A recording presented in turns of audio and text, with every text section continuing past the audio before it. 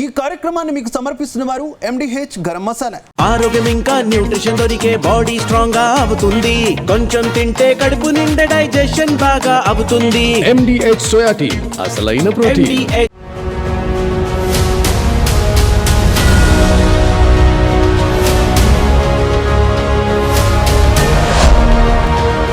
నమస్తే, welcome to inner report.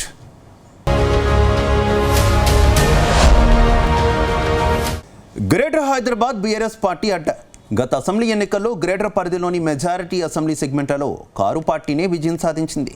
Congress పార్టీకి కేవలం ఒక్క సీటు రాలేదు.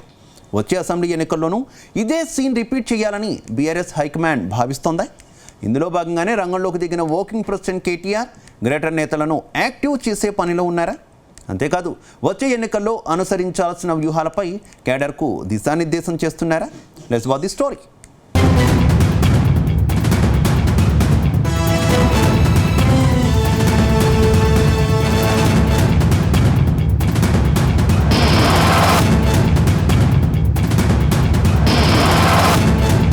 తెలంగాణలో పూర్వ వైభవం కోసం కారు పార్టీ ప్రయత్నాలు తీవ్రం చేసినట్టు తెలుస్తోంది. గత అసెంబ్లీ ఎన్నికల్లో గ్రేటర్ హైదరాబాద్లో మెజారిటీ సీట్లు దక్కించుకున్న గులాబీ పార్టీ వచ్చే ఎన్నికల్లోనూ ఈ సీన్ను రిపీట్ చేసి కాంగ్రెస్ పార్టీకి బిగ్ షాక్ ఇవ్వాలని యోచిస్తోంది. ఇందులో భాగంగానే BRS working president KTR greater పరిధిలో సుడిగాలి పర్యటనలు చేస్తున్నారని సమాచారం. గ్రేటర్ పరిధిలో విస్తృతంగా పర్యటిస్తూ నియోజకవర్గాల వారీగా సమీక్షలు నిర్వహిస్తూ కేడర్లో కొత్త జోష్ నింపేందుకు ప్రయత్నిస్తున్నారు. అయితే బీఆర్ఎస్ హైకమాండ్ జీహెచ్ఎంసీపై ఇంతలా ప్రత్యేక దృష్టి పెట్టడం వెనుక బలమైన రాజకీయ లెక్కలు ఉన్నాయని చెబుతున్నారు.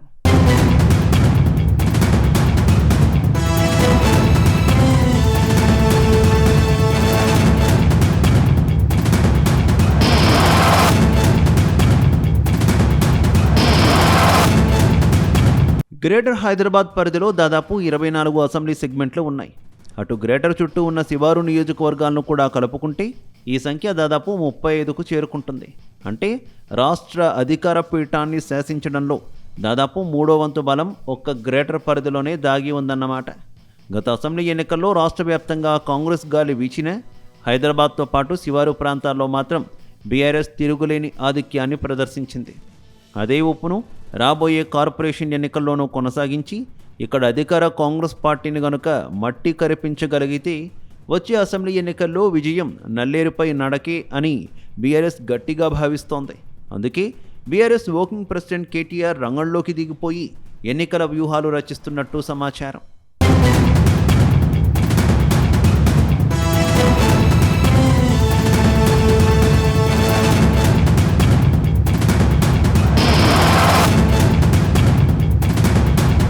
మరోవైపు గ్రేటర్ హైదరాబాద్లో సాధించే విజయం ద్వారా కాంగ్రెస్ ప్రభుత్వానికి బ్రేకులు వేయవచ్చనేది కేటీఆర్ మాస్టర్ ప్లాన్గా తెలుస్తోంది.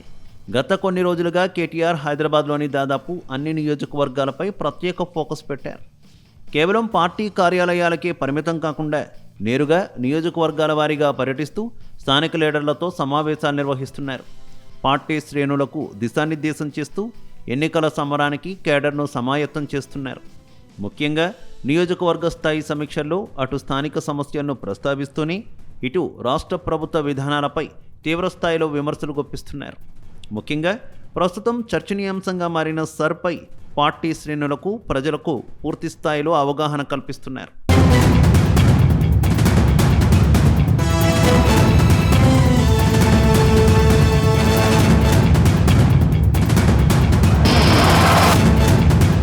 అంతేకాదు, రేవంత్ రెడ్డి సర్కారు అనుసరిస్తున్న ప్రజా వ్యతిరేక విధానాలను జనంలోకి బలంగా తీసుకువెళ్లాలని పిలుపునిస్తున్నారు.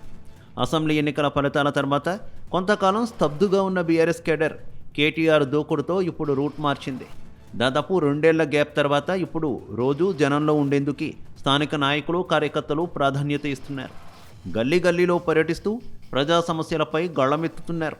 గ్రేటర్ హైదరాబాద్ అభివృద్ధి కేవలం కేసీఆర్ హయాంలోనే సాధ్యమైందనే విషయాన్ని, ప్రస్తుత కాంగ్రెస్ పాలనలో నగరం ఎదుర్కొంటున్న ఇబ్బందులను ప్రజలకు వివరించే ప్రయత్నం చేస్తున్నారు. ఒకవైపు కేటీఆర్ దూకుడుతో గ్రేటర్ రాజకీయాలు ఒక్కసారిగా వేడెక్కాయి. ఇక్కడ పట్టు నిలుపుకోవడం ద్వారా రాష్ట్ర రాజకీయాల్లో మళ్లీ బీఆర్ఎస్ హవా సృష్టించాలనే ప్లాన్కు ఎంతవరకు సక్సెస్ అవుతుందో తెలియాలంటే మరికొద్ది రోజులు ఆగాల్సిందే అంటున్నారు పొలిటికల్ పరిశీలకులు.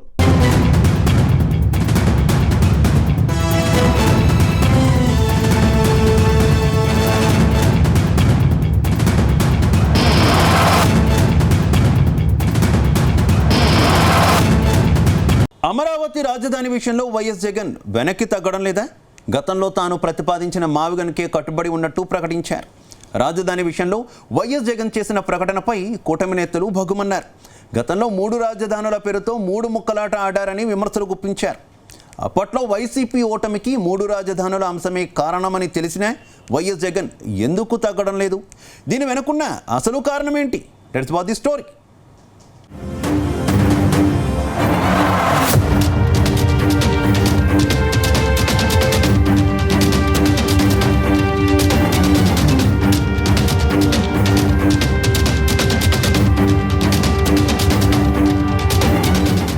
ఆంధ్రప్రదేశ్ రాజకీయాల్లో రాజధాని అంశంపై మళ్లీ రాజకీయ రగడ మొదలైంది.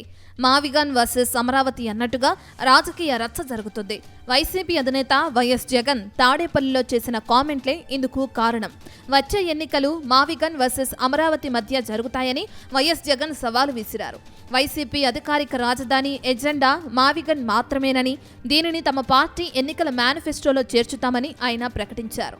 అమరావతి నిర్మాణం ఆచరణ సాధ్యం కాదని, అక్కడ వేల కోట్లు ఖర్చు చేయడం కంటే ఉన్న మౌలిక సదుపాయాలను వాడుకోవటమే ఉత్తమమని జగన్ అంటున్నారు. రానున్న ఎన్నికల్లో మావిగన్ అమరావతి మధ్య యుద్ధం జరుగుతుందన్నారు. మావిగన్ కోరుకునే వాళ్లంతా వైసీపీకి, అమరావతి కావాలనుకునే వాళ్లంతా చంద్రబాబుకు ఓటు వేస్తారని జగన్ అన్నారు. రాజధానిగా మావిగన్ చేస్తామని, ఎన్నికల మేనిఫెస్టోలో చేరుస్తామని జగన్ తేల్చి చెప్పారు. ప్రజల మద్దతు ఎవరికి ఉంటుందో తెలుస్తుందన్నారు. అయితే అమరావతిపై జగన్ మరోసారి తన వైఖరి చెప్పడంతో ఈ వ్యవహారం మళ్లీ పొలిటికల్ టర్న్ తీసుకుంది.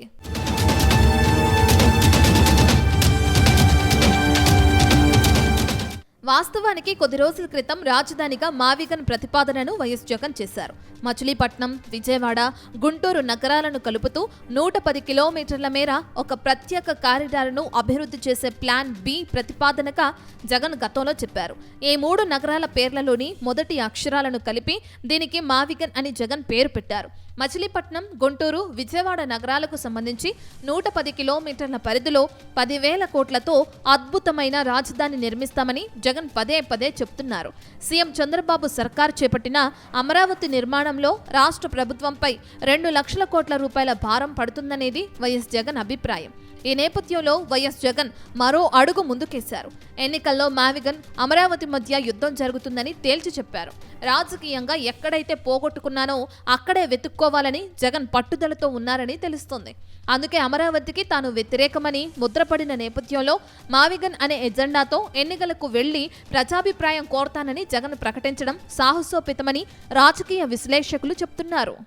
Next election would be fought on the battle Mavigan versus Amaravati. Yes, we would stand by it. We are for Mavigan.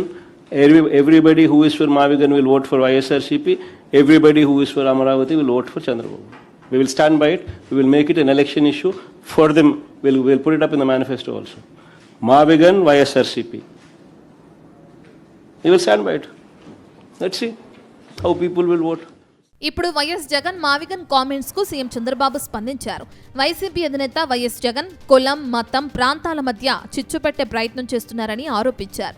అమరావతిని రాజధానిగా ప్రకటిస్తే అందరూ మద్దతు ఇచ్చారని, అధికారంలోకి వచ్చాక అమరావతిపై మాట మార్చారని విమర్శించారు. 3 రాజధానులు అంటూ 3 ముక్కలాట ఆడారని, ఇప్పుడు మావిగన్ అంటున్నారని ఫైర్ అయ్యారు. గొడ్డలి పార్టీకి తప్ప అందరికీ రాజధాని కావాలన్నారు. రాజధానిని వ్యతిరేకించినందుకే 11 సీట్లకు పరిమితమయ్యారని తెలిపారు. కుల రాజకీయాలు చేయాలని చూశారని ఆరోపించారు. కేంద్రానికి చెప్పి రాజధానికి చట్టం చేయించామని, చట్టం చేసిన రాజధానిని గొడ్డలి పార్టీ అంగీకరించడం లేదన్నారు. రౌడీలతో రాజధాని రైతులపై దండయాత్రకు వెళ్లారని మండిపడ్డారు. రౌడీయిజం చేస్తామంటే ఎవరూ ఊరుకోరని హెచ్చరించారు. అందరికీ రాజధాని కావాలి, గొడ్డలి పార్టీకి మాత్రం రాజధాని అవసరం లేదు. రాజధాని ప్రారంభిస్తే జరగనీయకుండా అడ్డంబిడి కుట్రలు చేసి అక్కడ చెరుకు తోటలుంటే అవన్నిటికీ అగ్గిపెట్టి మళ్ళా ప్రభుత్వమే చేసిందని కుట్రలు చేసే పరిస్థితికి వచ్చారు. వీళ్ళకి అలవాటే. బాబాయిని గొడ్డలతో చంపేసి నా మీద కేసు పెట్టిన వాళ్ళకి నేరాలు చేయడం అంత కష్టం కాదు. అయిపోయింది, పని అవుతా ఉంది. 2019లో మనం ఓడిపోయాం. 2019లో ఓడిపోగానే మాట మార్చేశాడు. మాట మార్చి ఆ రోజు చెప్పింది మీరు చూస్తే 3 రాజధానులు, 3 ముక్కలాట ఆడాడు 5 ఏళ్లు, ఏమీ చెయ్యలేదు. అంటే మీరు గుర్తుపెట్టుకోవాలి, ఒక రాజధాని మీద ఇంత విషయాన్ని కక్కడం చాలా దుర్మార్గమైన కార్యక్రమం. అది అయింది. మళ్ళీ ఇటీవల కాలంలో 3 రాజధానులు పోయినాయి, 3 ముక్కలాట అయిపోయింది. ఇప్పుడు మ్యావిగన్ అన్నాడు. నాకే అర్థం కాల మ్యావిగన్ అంటే ఏంటో. అయితే ఎవరు అవునన్నా కాదన్నా తమ పార్టీ మావిగన్ రాజధానికే కట్టుబడి ఉంటుందని వైఎస్ జగన్ అంటున్నారు. వచ్చే ఎన్నికలు మావిగన్ వర్సెస్ అమరావతి అన్నట్లే సాగుతాయని చెప్పడం ద్వారా రాజధానిని ఎన్నికల ప్రచార అస్త్రంగా మార్చేందుకు యత్నిస్తున్నారు. దీంతో రాజధాని అంశంపై ఊగిసలాటకు తెరదించుతూ వైసీపీ స్పష్టమైన నిర్ణయం తీసుకున్నట్లు చెప్తున్నారు. కొద్ది రోజుల క్రితం రాజధాని అమరావతిలో పర్యటించేందుకు వెళ్లిన వైసీపీ నేతలను రైతులు అడ్డుకున్నారు. ఆలోపే జగన్ వ్యాఖ్యలు రాజధానిపై మరోసారి హాట్ టాపిక్ అవుతున్నాయి. అమరావతికి వ్యతిరేకం కాదని చెప్తూనే మావిగన్ ప్రతిపాదన తీసుకురావటం, వచ్చే ఎన్నికల్లో మావిగన్ వర్సెస్ అమరావతిగా జరుగుతాయని జగన్ చెప్పడం చర్చనీయాంశం అవుతుంది. అమరావతిని వ్యతిరేకించని పక్షంలో మళ్లీ మావిగన్ మాట ఎందుకంటూ విపక్ష నేతలు ప్రశ్నిస్తున్నారు. తాము రాజధాని అమరావతికి వ్యతిరేకమని ప్రకటించి మావిగన్ను రాజధాని చేస్తామని ఎన్నికలకు వెళ్లొచ్చు కదా అని ప్రశ్నిస్తున్నారు.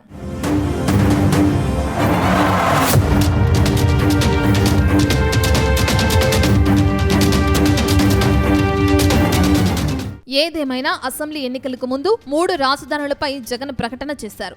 ఇప్పుడు అమరావతికి శాశ్వత హోదా కల్పించిన సమయంలో మావిగన్ ప్రతిపాదన తీసుకురావటం విస్తృత చర్చకు దారితీసింది. ఇక అప్పటి నుంచి వైసీపీ నేతలు మావిగన్ తమ రాజధానిగా చెబుతూ వస్తున్నారు. ఈ పరిస్థితుల్లో మావిగన్ను ఎన్నికల అజెండాగా చేస్తామని జగన్ రెడ్డి ప్రకటించడంతో ఈసారి రాజధానిపై ఆ పార్టీ వైఖరి మరింత స్పష్టంగా తేలిపోతుందని అంటున్నారు.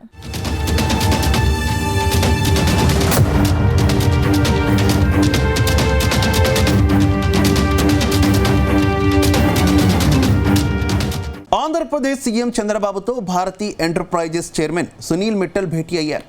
రాష్ట్రంలో డిజిటల్ మౌలిక సదుపాయాలపై దాదాపు 3 గంటల పాటు చర్చలు జరిపారు. రాష్ట్రంలో డేటా సెంటర్లు, కనెక్టివిటీ, అండర్ సీ కేబుల్పై ప్రధానంగా చర్చించారు.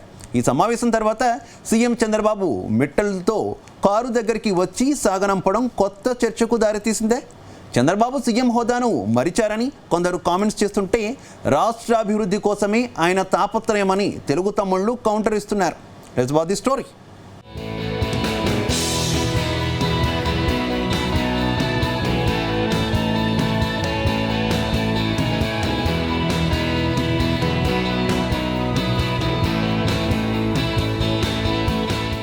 అమరావతిలో సీఎం చంద్రబాబును Bharti enterprises founder, chairman Bharti Mittal కలిశారు. రాష్ట్రంలో డిజిటల్ ఇన్ఫ్రాను బలోపేతం చేయటం, ప్రజలకు కనెక్టివిటీని పెంచడంపై వీరిద్దరూ చర్చించారు. మొబైల్ టవర్ కనెక్టివిటీ పెంచడం, డేటా సెంటర్లలో పెట్టుబడులను ప్రమోట్ చేయడం, సముద్ర గర్భంలో ఇంటర్నెట్ కేబుళ్ల ల్యాండింగ్ స్టేషన్, రాష్ట్రంలో మొబైల్ సర్వీస్ ఆపరేటర్ల కోసం ఈజ్ ఆఫ్ డూయింగ్ బిజినెస్ ను మరింత మెరుగుపరచడంపై చర్చలు జరిపారు. భారతీ మిట్టల్, చంద్రబాబు మధ్య దాదాపు 3 గంటల పాటు చర్చలు జరిగాయని సమాచారం. ఈ భేటీ ముగిసిన తర్వాత భారతీ మిట్టల్ను చంద్రబాబు స్వయంగా కారు దాకా వచ్చి సాగనంపారు. ఇందుకు సంబంధించిన ఫోటోలు సోషల్ మీడియాలో వైరల్గా మారాయి.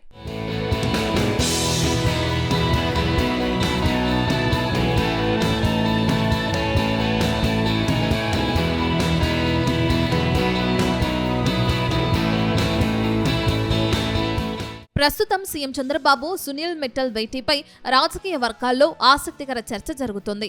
ముఖ్యమంత్రి హోదాలో ఉన్న చంద్రబాబు ఆదేశాలు జారీ చేస్తే ఐఏఎస్లు రిసీవ్ చేసుకుని చర్చలు జరుపుతారు. కానీ రాష్ట్రానికి వచ్చింది దిగ్గజ కంపెనీ చైర్మన్. ఆయన్ను స్వయంగా చంద్రబాబే రాష్ట్రంలో పెట్టుబడులు పెట్టాలని ఆహ్వానించారు. అందుకే డిజిటల్ సేవలను బలోపేతం చేయటం, ప్రజలకు కనెక్టివిటీని మెరుగుపరచడంపై చర్చించారు.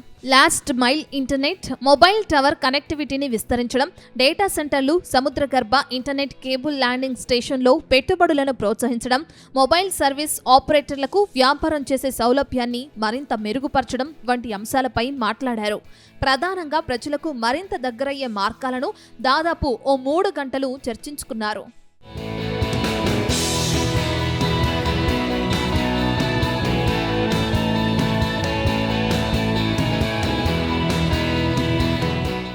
వాస్తవానికి రాజకీయ నేతలు ఆదివారం పెద్దగా కార్యక్రమాలు పెట్టుకునేందుకు ఆసక్తి చూపించరు. ఆదివారం పూట అందరూ రెస్ట్ తీసుకోవాలని, కుటుంబంతో సరదాగా గడపాలని భావిస్తారు. కానీ చంద్రబాబు మాత్రం ఆంధ్రప్రదేశ్ భవిష్యత్తు కోసం శ్రమిస్తున్నారని, 76 ఏళ్ల వయసులోనూ రాష్ట్రానికి పెట్టుబడులు ఆకర్షించేందుకు కృషి చేస్తున్నారంటూ నెటిజన్లు ప్రశంసిస్తున్నారు.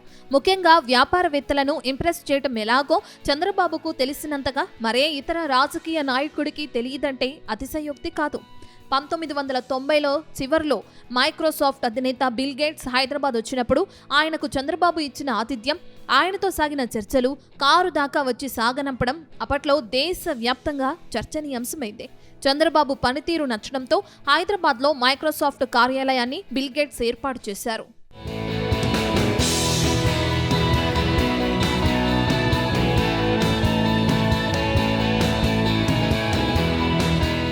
ఇక టాటా కంపెనీ అధినేత రతన్ టాటా తన నివాసానికి వచ్చిన ప్రతిసారి సమావేశం ముగిసిన తర్వాత సీఎం చంద్రబాబు స్వయంగా బయటకు వచ్చి కారు డోర్ తీసి మరీ ఆయన్ను సాగనంపిన సందర్భాలు ఉన్నాయి. రాష్ట్ర విభజన తర్వాత తొలి టర్మ్లో కియా ప్రతినిధులు రాష్ట్రానికి వచ్చినప్పుడు కూడా చంద్రబాబు వారితో ఇలాగే వ్యవహరించారు. కియా ప్రతినిధులతో చర్చలు ముగిసిన తర్వాత ఆఫీస్ బయటకు వచ్చి వారు కారు ఎక్కేంత వరకు అక్కడే ఉండి వారికి వేడ్కోలు పలికారు. ఇతర పారిశ్రామికవేత్తలతోనూ చంద్రబాబు ఇలాగే వ్యవహరిస్తున్నారని తెలుగు తమ్ముళ్లు చర్చించుకుంటున్నారు.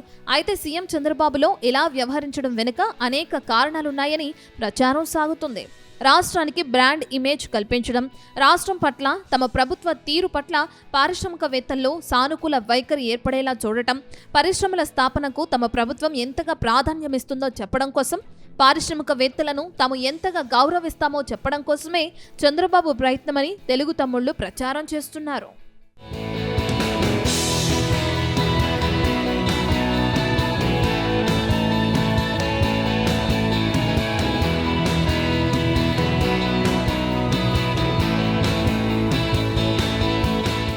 ఒకరు కేంద్ర మంత్రి, ఇంకొకరు రాష్ట్ర మంత్రి. కూటమి ప్రభుత్వంలో ఒకే కుటుంబానికి 2 మంత్రి పదవులు దక్కాయి. అప్పట్లో ఇదొక హాట్ టాపిక్. హేమీలకే మంత్రి పదవులు వరించిన కూటమి సర్కారులో ఈ ఇరువురు నేతలకి బంపర్ ఆఫర్ దక్కేలా చేసింది. అయితే రాబోయే మంత్రివర్గ విస్తరణలో తమ బెర్తులు ఉంటాయో ఊడతాయో అని ఆ ఇద్దరు నేతలకు టెన్షన్ వెంటాడుతోందా? ఇంతకీ ఆ ఇద్దరు అమాత్యుల భవితవ్యం ఏమిటి?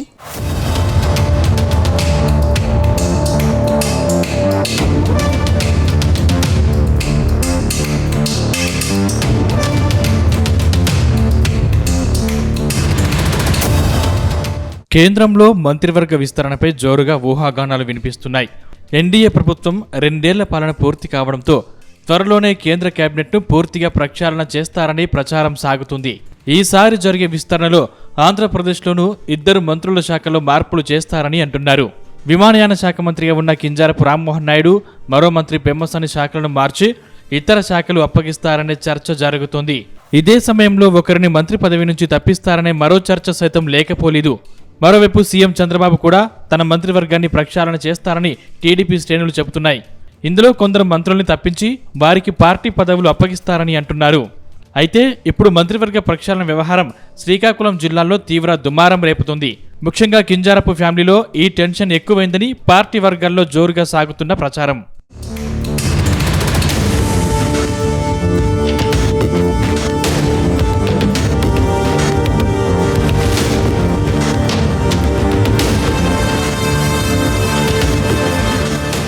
రెండేళ్ల క్రితం జరిగిన పార్లమెంట్ ఎన్నికల్లో మోదీ సర్కార్ హ్యాట్రిక్ కొట్టింది. మోదీ 3వసారి ప్రధాని కావడంతో ఏపీ నుంచి కింజారపు రామ్మోహన్ నాయుడుకి మంత్రి పదవి దక్కింది. ఆయన శ్రీకాకుళం నుంచి 3 సార్లు ఎంపీగా గెలిచి హ్యాట్రిక్ కొట్టారు. అలాగే కింజారపు అచ్చెన్నాయుడు 6 సార్లు ఎమ్మెల్యేగా గెలిచి 2 సార్లు రాష్ట్ర మంత్రిగా, ఒక పర్యాయం టీడీపీ ఏపీ అధ్యక్షుడిగా పనిచేసిన సీనియర్ పొలిటికల్ లీడర్. కూటమి సర్కార్లో ఈ ఇరువురు నేతలకు అమాత్యులుగా పదవులు దక్కడం అప్పట్లో సెన్సేషనల్. అయితే ఇప్పుడు ఇదే అంశం టెన్షన్ కి గురి చేస్తుందట. రాబోయే కేంద్ర రాష్ట్ర మంత్రివర్గ విస్తరణలో బాబాయ్ లేదా అబ్బాయి మినిస్టర్ సీటు కంటిన్యూ అవుతుందో లేదో అన్న గుబులు లోపల ఉందట. ఈసారి విస్తరణ జరిగితే ఒకరికే అవకాశం ఉంటుందన్న చర్చ పార్టీ వర్గాల్లో జోరుగా నడుస్తుంది.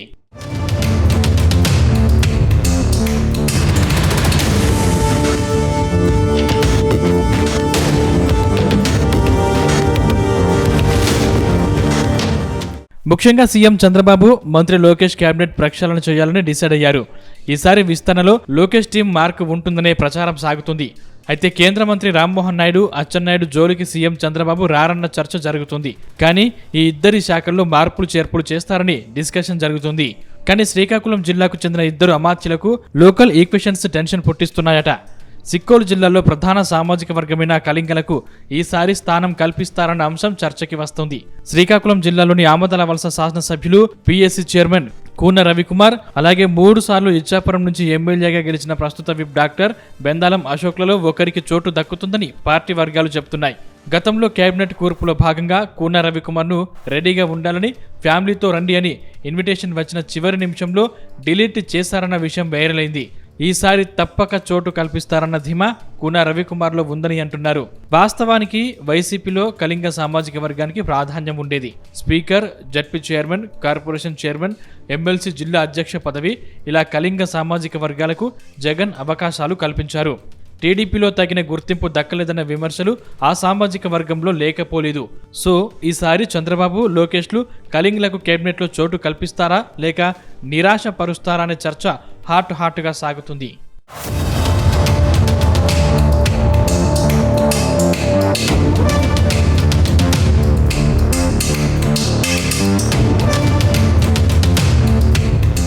మరోవైపు గౌతు లచ్చన్న మనవరాలు మాజీ మంత్రి గౌతు శివాజీ కుమార్తె, పలాస ఎమ్మెల్యే గౌతు శిరీషకు మంత్రి పదవి దక్కుతుందనే చర్చ జరుగుతుంది.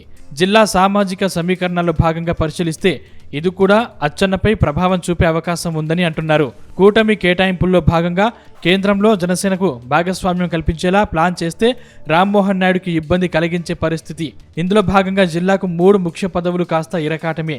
ఇలాంటి ఈక్వేషన్స్ సిక్కోలు సీనియర్ లీడర్స్ బాబాయ్ అబ్బాయిలకు ఆందోళన రేకెత్తిస్తోందట.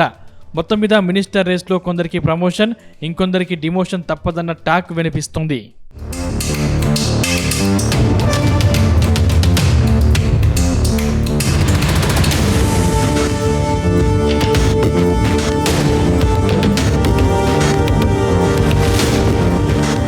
ఉమ్మడి విశాఖ జిల్లాలో ఆ నియోజకవర్గం టీడీపీకి కంచుకోట. ఈ నియోజకవర్గంలో గత అసెంబ్లీ ఎన్నికల్లో జనసేన జెండా ఎగిరింది. దాంతో టీడీపీ కోటలు బీటలు వారుతున్నాయి. ఆలోపే తెలుగు తమ్ముళ్ల పంచాయతీలు పార్టీని మరింత డ్యామేజ్ చేస్తున్నాయి.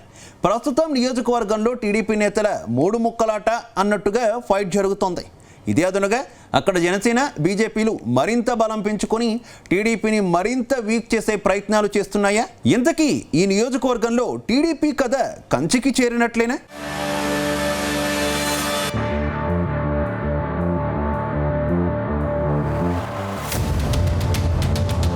దేశవ్యాప్తంగా అనకాపల్లి బెల్లం ఎంతో ఫేమస్. ఈ నియోజకవర్గం నుంచి ఎగుమతయ్యే బెల్లంకు ఎంత గుర్తింపు ఉందో ఇక్కడి రాజకీయాలకు అంతే గుర్తింపు ఉంది. ఉమ్మడి రాష్ట్రంలో 4 సార్లు ఒకే పార్టీకి చెందిన నేతను గెలిపించిన చరిత్ర ఈ నియోజకవర్గం ప్రజలకు దక్కింది. ఆ తర్వాత నేతలు మారినా ఇక్కడ ఎగిరింది టీడీపీ జెండానే.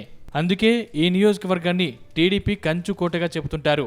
కానీ ఇప్పుడు ఈ కంచుకోటలో రాజకీయ పరిస్థితులు పూర్తిగా మారుతున్నాయనే చర్చ జరుగుతున్నాయి. ప్రస్తుతం అనకాపల్లిలో కూటమి పార్టీల రాజకీయం కొత్త పుంతలు తొక్కుతున్నట్టు తెలుస్తోంది. రానున్న రోజుల్లో పాత రికార్డు తిరగరాసే పరిస్థితులు కూడా లేకపోలేదని భావిస్తున్నారు. గత వైభవం రీత్యా చూస్తే రానున్న రోజుల్లో తెలుగుదేశం పార్టీకి మంచి రోజులు లేనట్టేనా అని సగటు కార్యకర్త మనోవేదనతో కుమిలిపోతున్నాడట. సుదీర్ఘకాలం పార్టీ జెండా మోసిన కార్యకర్త ఇప్పుడు అనకాపల్లి పరిణామాలు చూసి జీర్ణించుకోలేకపోతున్నాడట. అనకాపల్లిలో తెలుగుదేశం పార్టీకి పూర్వం నుంచి ఉన్న వైభవం క్రమక్రమంగా తగ్గిపోతుందట. దీంతో పార్టీకి కరుడుగట్టిన కార్యకర్తలు ఉన్నా నాయకుడు సరిగ్గా నడపలేకపోతున్నాడనే చర్చ జోరుగా సాగుతుంది. గతంలో అనకాపల్లి నియోజకవర్గంలో టీడీపీకి మహా తలలు పండిన నేతలు ఉన్నప్పటికీ ప్రస్తుత రాజకీయ పరిణామాల దృష్ట్యా ఉన్న వారంతా ఇప్పుడు సైలెంట్ మోడ్లో ఉన్నారట. అదేంటి, పార్టీ అధికారంలో ఉన్నా వారంతా ఎందుకు సైలెంట్ అయ్యారో అని అందరూ తలలు పట్టుకుంటున్నారని తెలుస్తోంది.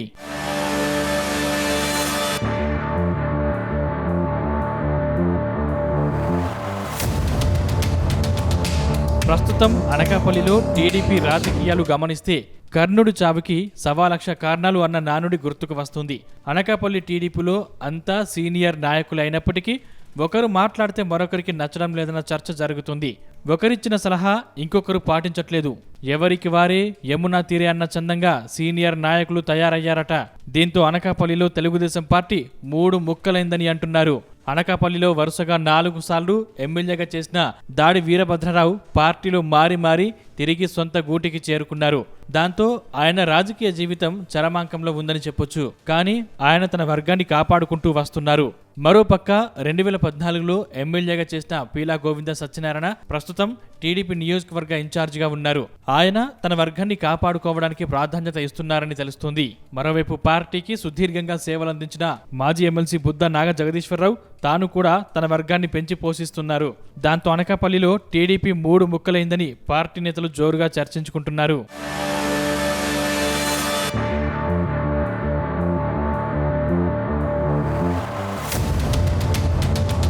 మరోవైపు అనకాపల్లి నియోజకవర్గ ఇన్ఛార్జ్ హోదాలో పార్టీ కార్యక్రమాల్లో పాల్గొనాలని, అధికారిక కార్యక్రమాల్లో తన వంతు పాత్ర పోషించాలని ఆరాట పడుతున్న పీలా గోవింద సత్యనారాయణకు సహచరుల నుంచి సహాయక నిరాకరణ ఎదురవుతుందన్న గుసగుసలు వినిపిస్తున్నాయి. దీంతో తరచూ ప్రోటోకాల్ వివాదం తెరపైకి రావడం, పీలా తన అసహనాన్ని వ్యక్తం చేయడం సాధారణంగా మారిందట. మరోపక్క పార్టీని ఏకతాటిపైకి తేవాలని చేస్తున్న ప్రయత్నాలకు వర్గపోరు మోకాళ్లడ్డే పరిస్థితి కనిపిస్తోంది. ఇక దాడి వర్గం, బుద్ధ నాగ జగదీష్ వర్గంగా కార్యకర్తలు విడిపోవడం, ఈ వర్గపోరు ఎంతవరకు పోయిందంటే ఇటీవల నియోజకవర్గంలో నిర్వహించిన సర్ అవగాహన కార్యక్రమానికి టీడీపీ తరపున బూత్ లెవెల్ ఏజెంట్లు హాజరు శాతం చూస్తే కనీసం 30% కూడా దాటలేదని తెలుస్తోంది. అంటే సర్ కార్యక్రమం అన్ని రాజకీయ పార్టీలకు ప్రాధాన్యమే అందరికీ తెలిసిందే. మరి ఎందుకు ఇంత తక్కువ హాజరంటే ఇక్కడ మళ్లీ వినిపిస్తున్న మాట వర్గపోరేనని ప్రచారం సాగుతుంది.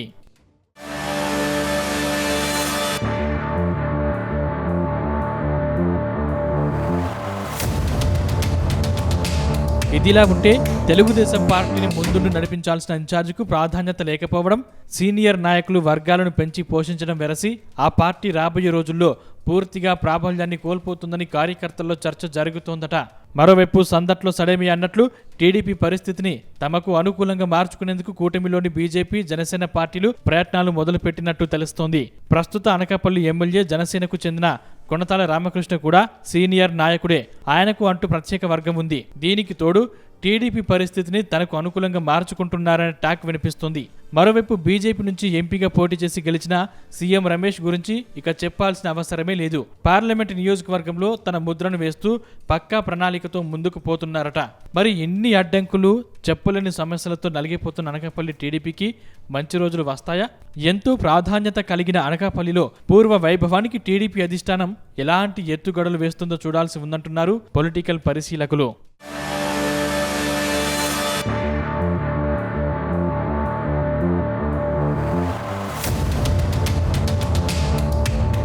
ఇది వాల్టీన report. Keep watching Zee Telugu news. ఈ కార్యక్రమాన్ని మీకు సమర్పించిన వారు MDH గరం మసాలా, MDH దమాలు, దాల్ తడకా మరియు మష్రూమ్ మసాలా. MDH తో భోజనం ఎల్లప్పుడూ రుచికరం. MDH సదా మీకు కొత్త రుచినివ్వడానికి తయారుగా ఉంటుంది.